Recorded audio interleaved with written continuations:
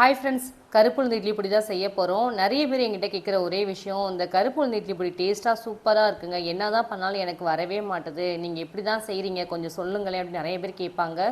போடுற அளவுகளும் நம்ம பார்த்து பக்குவமான முறையில் வறுத்து செய்கிற விஷயம் தாங்க அந்த டேஸ்ட்டு கொடுக்கறதே. உளுந்துக்கு இவ்வளோ கடலைப்பருப்பு தான் போடணும் அப்படின்னு ஒரு அளவு இருக்கு. இந்த அளவுகளோட போட்டு செய்யும் போது தான் டேஸ்ட் சூப்பராக இருக்கும். முக்கியமாக காரம் பர்ஃபெக்டாக இருக்குன்னா ஒரு தடவை நீங்கள் செய்யும் போது அளவு நோட் பண்ணிக்கோங்க. அதே அளவு நெக்ஸ்ட் டைம் பண்ணுற மாதிரி இருக்கணும். அப்போ தான் டேஸ்ட்டாகவும் நல்லாயிருக்கும். உப்பு பார்த்தீங்கன்னா வறுத்து தான் சேர்க்கணும், டேரெக்டாக சேர்க்கக்கூடாது. எல்லா விஷயம் வறுத்து போடும்போது கெட்டு போகாமல் நமக்கு பாதுகாத்து கொடுக்கும். சீக்கிரம் நமக்கு பூச்சியெல்லாம் வராமல் இருக்கும்.